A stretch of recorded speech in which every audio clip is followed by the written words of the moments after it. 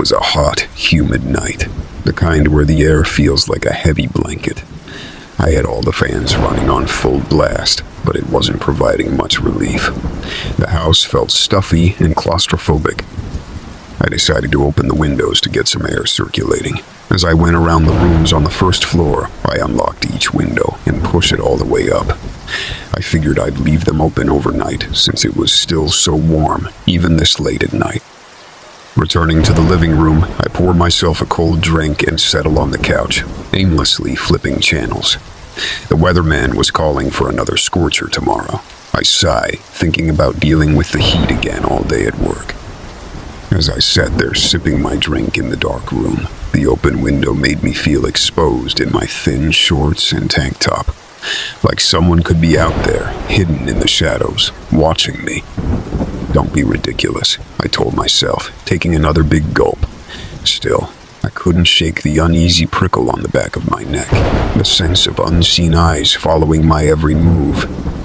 The wind picked up, the sudden gust causing the curtains to billow inwards. I startled, my heart skipping a beat. Get a grip. You're letting your imagination run wild over nothing.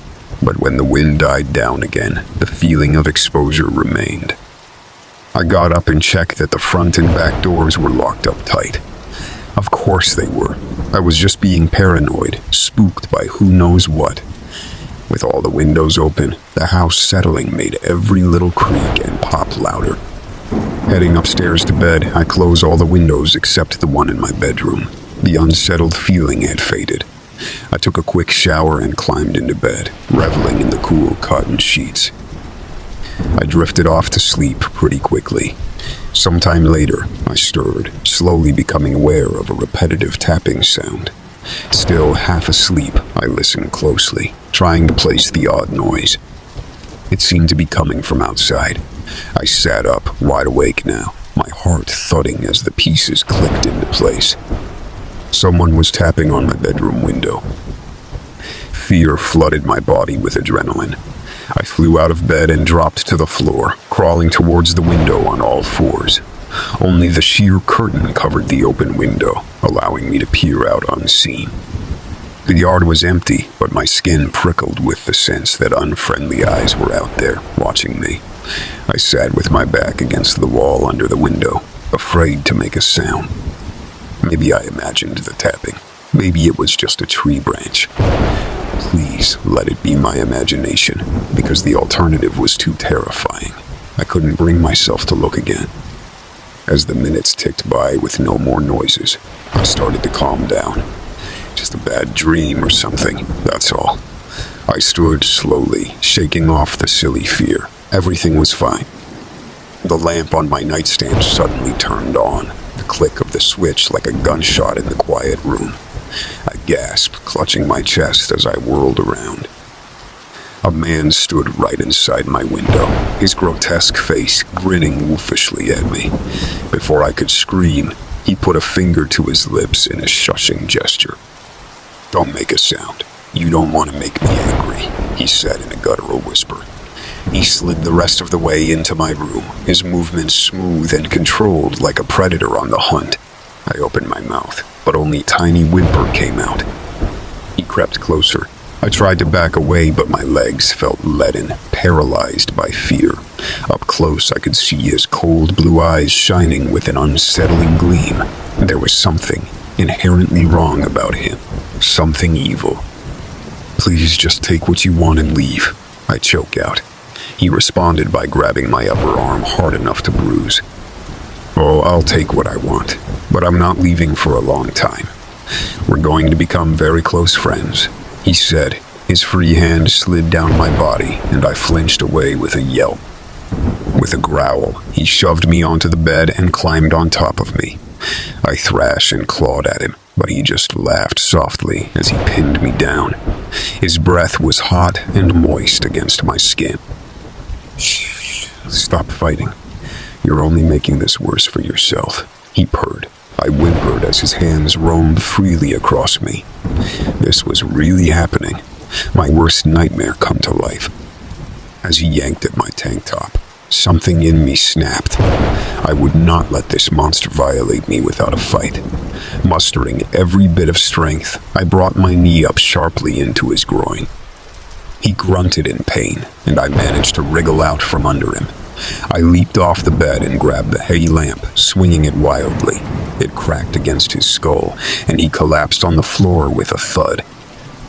Not wasting a second, I bolted downstairs and grabbed my phone to dial 911 with hands that shook so bad I could barely press the buttons. Relief crashed over me at the dispatcher's calm voice. Help was coming. Please hurry. He's in my bedroom. He came in the window, I blurted out breathlessly. She promised officers were on their way and told me to wait outside. As I ran for the front door, I heard him stirring upstairs. Once in the safety of the open front yard, the dam broke. I sank to my knees on the cool grass as gut-wrenching sobs tore from my chest. The enormity of it all hit me. Somehow my trembling fingers managed to text my neighbor house 911. Help. She arrived in minutes, gasping when she saw me crumpled and weeping. Her arms wrapped around me just as the police cars pulled up, lights flashing in the dark. The next few hours passed in a blur as I recounted the horrific events over and over. They searched the house but found no sign of him. He had escaped back into the night, but he knew where I lived now. Knew how easily he could get to me. I stayed at my neighbor's house that night, too terrified to be alone. Exhausted as I was, I barely slept. And I knew one thing for certain, I would never feel safe in my own home again.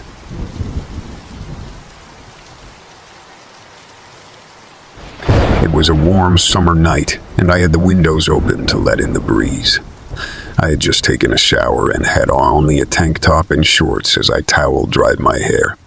I heard some faint noises outside, probably just raccoons, I told myself.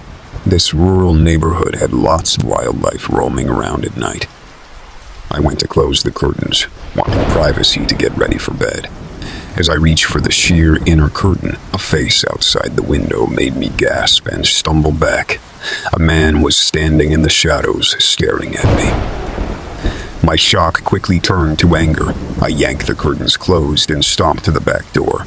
I flung it open, hoping to confront the creep, but the yard was empty. How dare someone peep in my window and invade my privacy like that? I checked the locks on all the doors and made sure the curtains were tightly closed. My hands trembled with anger and unease. I felt violated knowing someone had spied on me in my own home. The next evening, I was hyper-vigilant as I got ready for bed. I kept peering out the windows but saw nothing suspicious. Still, I changed clothes in the walk-in closet, just in case. As I was washing my face, movement outside the bathroom window caught my eye. I gasped as I saw the same face as the night before. He ducked down quickly, but I had gotten a better look at him this time, a white male with scraggly blonde hair and a baseball cap. Fury boiled up inside me. I was not going to let this pervert keep leering at me in my own home. I stormed outside in my pajamas, but he was already gone, leaving only rustling bushes behind. I called the police and they came to take a report. They said they would patrol more at night, but without evidence. There wasn't much they could do. I could tell they didn't take me very seriously, assuming I was just an overly nervous woman. But I knew what I saw. Over the next week, the Peeping Tom became bolder. I would notice him ducking down outside windows as I passed by. One night, I heard a scratching at my bedroom window after I'd gone to bed. When I hurried over and flipped on the patio light, I caught a glimpse of him sneaking across the yard. The police continued to shrug off my complaints. "We haven't found anyone actually on your property, Mom," the officer said with clear skepticism. I started doubting myself. Was I imagining things? But the fear and violation I felt were real. I became a prisoner in my own home at night, jumping at every sound. I noticed signs that someone had been messing with my windows, prying at the latches. I kept the curtains drawn 24/7 and put motion sensor lights all around the house. But still, he came back. Terrible scenarios ran through my mind. What if he breaks in one night, Clearly, just calls to the police wouldn't keep this man away. He was escalating his behavior. I had to take matters into my own hands. I started leaving lights and a radio on at night to make it look like I was awake. One night, emboldened by frustration, I left the patio door unlocked. My plan was risky, but I was determined to catch him. Around 2 a.m., I heard the patio door slide open. I grabbed the baseball bat by my bed as heavy footsteps entered the house. As the intruder crept towards my bedroom, I jumped out, bat raised. "Get out," I screamed. The man yelped in shock before sprinting back towards the patio, but I was ready for him. I chased him outside and swung the bat, feeling a solid crack as it connected with his back. "How do you like being violated, you sick freak?" I yelled at him. He groaned and mumbled something I couldn't make out. I pressed my foot on his back, pinning him down as I called the police. Finally, I was able to prove to the officers that I had a real stalker, and it wasn't just in my head. Turns out the Peeping Tom was my neighbor from down the road. He had become obsessed with me. I had to upgrade my home security system, keep the curtains permanently closed, and stay vigilant. But I refused to be driven out of my home, and I walked with my head held high, knowing I took back control. No longer was I a powerless victim. The justice system would deal with this criminal, but I had taken the power into my own hands. And I showed him that this woman was not someone to be trifled with. As I testified against him in court, I stared him down. I was no longer afraid. I knew that I was capable and strong, and that my home was my space. He failed to take that away from me, though he tried. These days, I advocate for taking stalking seriously instead of brushing it off as no big deal. I volunteer at a women's shelter and share my story to help others feel empowered. Sure, I still get anxious at noises at night. I keep my bat close, just in case, but that anxiety and fear will not rule me. I won't change how I live my life just to accommodate a predator. This experience taught me that I'm stronger than I realized, and that monsters are real, but I can fight back against them and win. No longer will I be a victim. I emerged the warrior.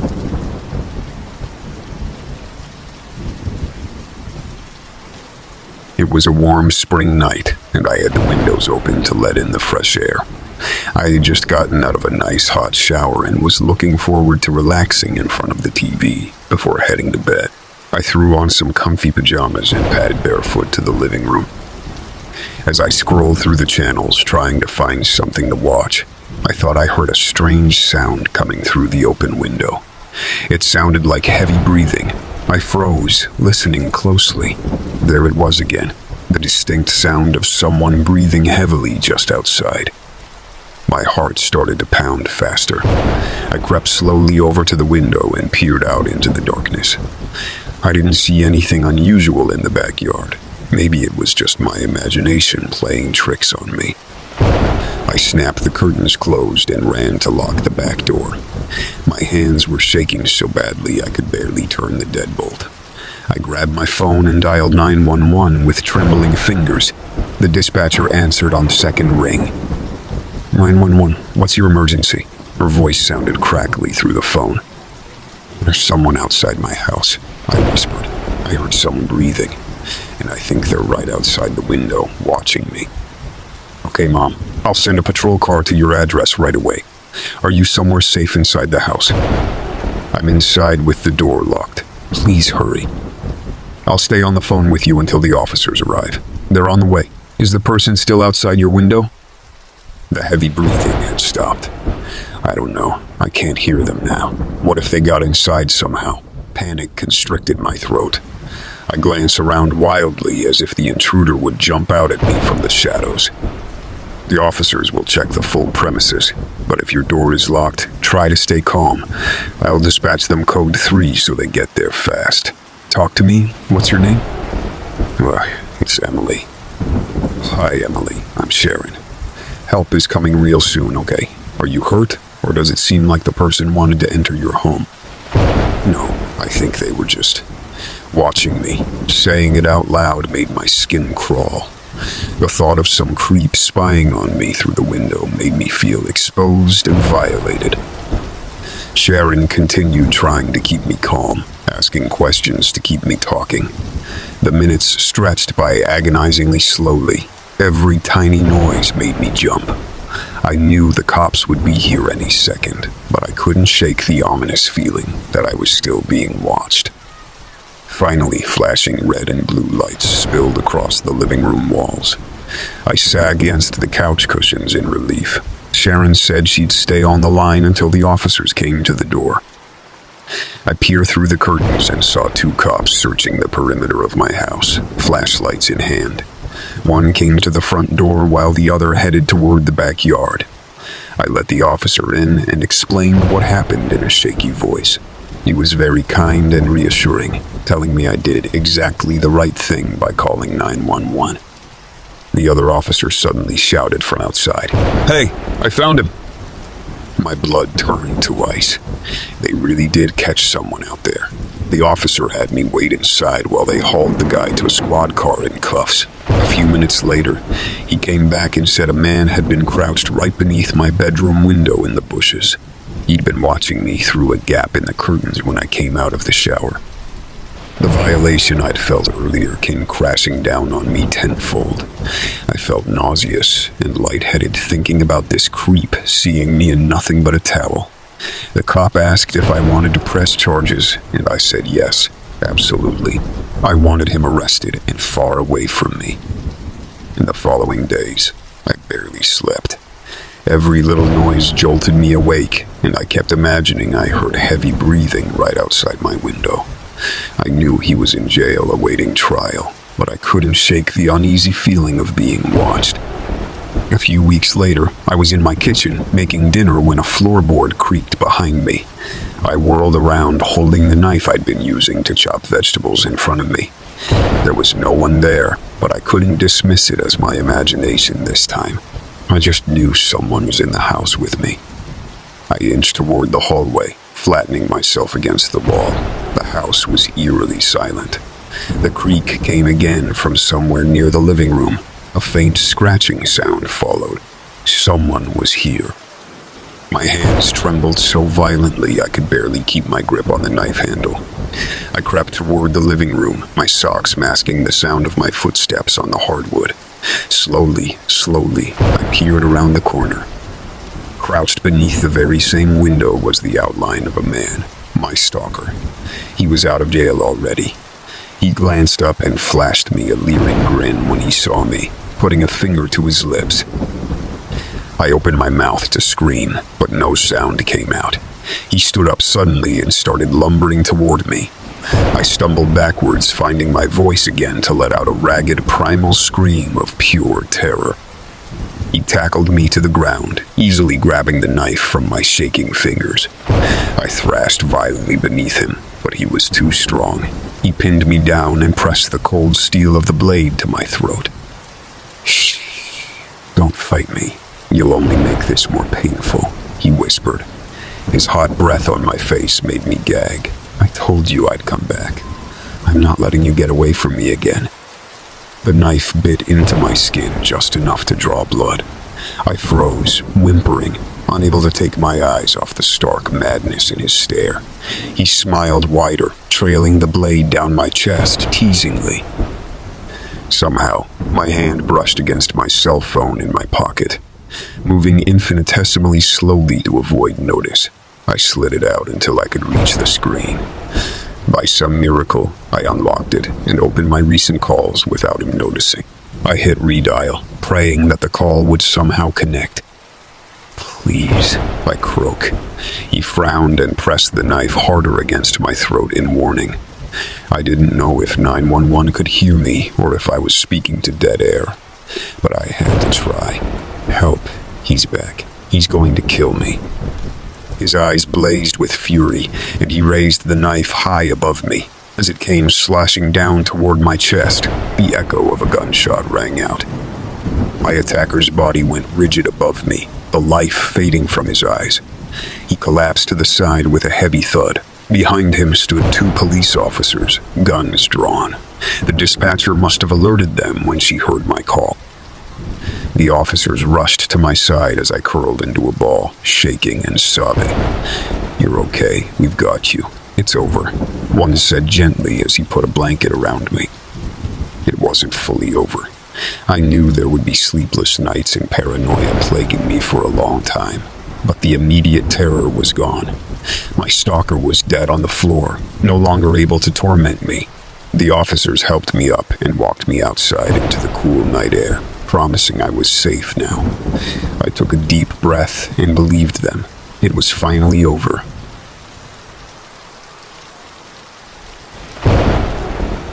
It was a warm Saturday night in late spring.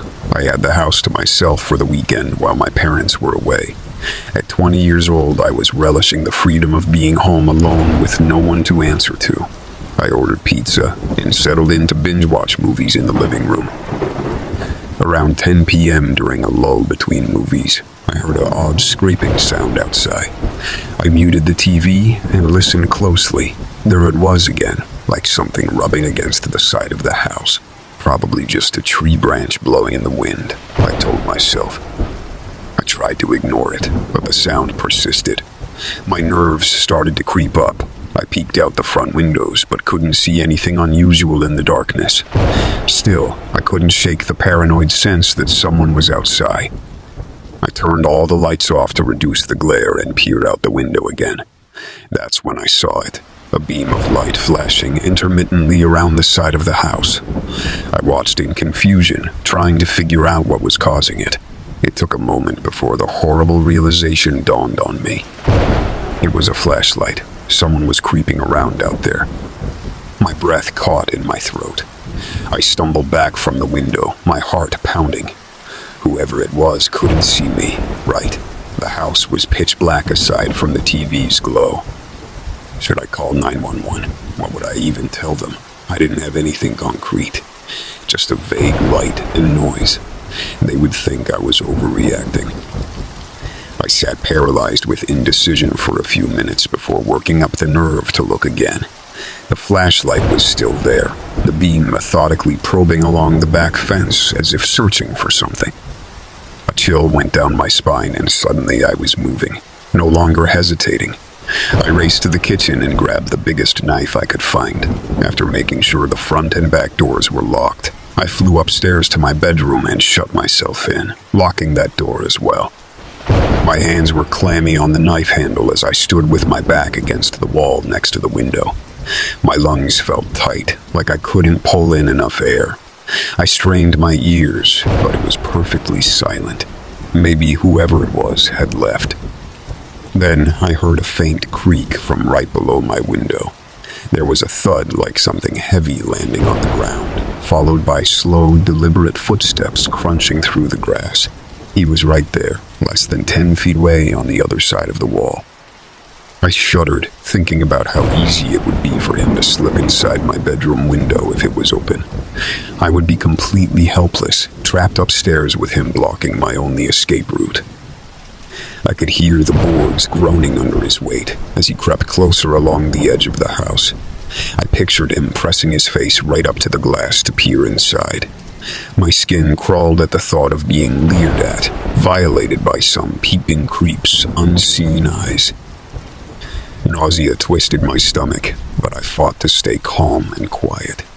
If I gave away my presence by making any noise, it would only get worse. He didn't know I could hear him out there. I still had that tiny advantage, the only shred of power left to me. Something tapped lightly on the window, and a bolt of adrenaline shot through me. Was that his hand testing the pane to see if it would open for him? Bile rose in my throat, but I forced the scream down, biting my fist to stay silent. The intruder seemed to give up on the window eventually, much to my weak-kneed relief.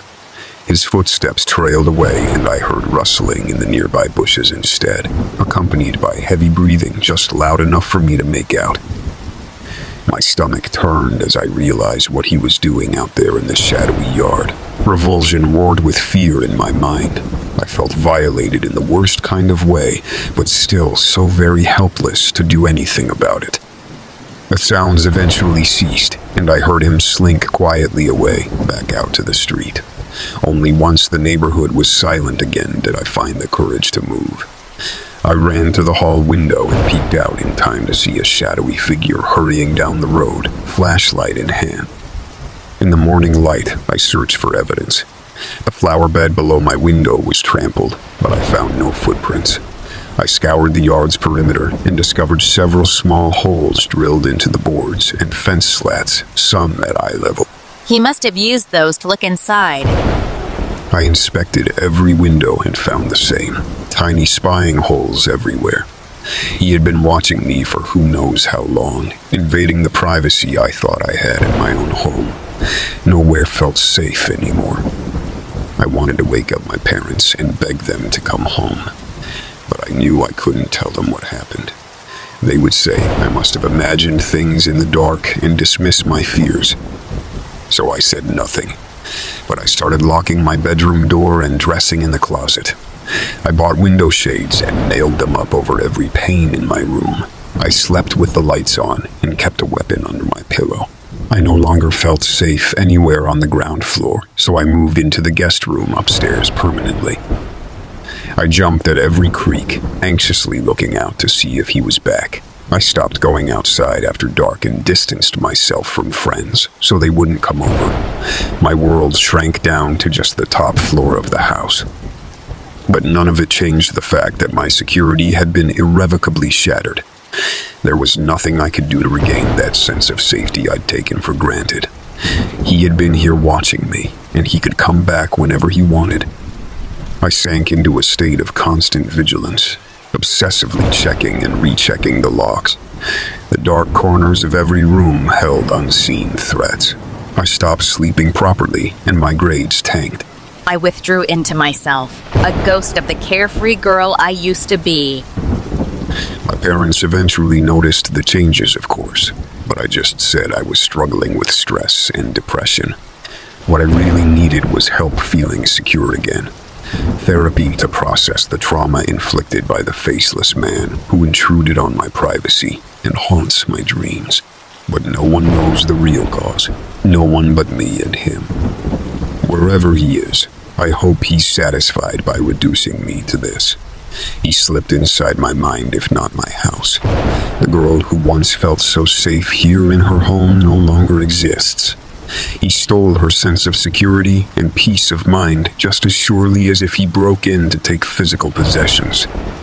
I can only pray he doesn't come back, that the twisted thrill of spying on me through the cracks was enough for him. But even if he's gone for good, the damage is already done.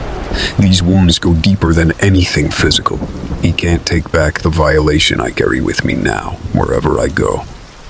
That creaking branch or clicking blind still spikes my heartbeat with panic. A bodily reminder that my haven was breached. The fear lives in me permanently now, just like I live in this house. Except unlike him, I was invited in. This was my home, and now nowhere feels like home anymore.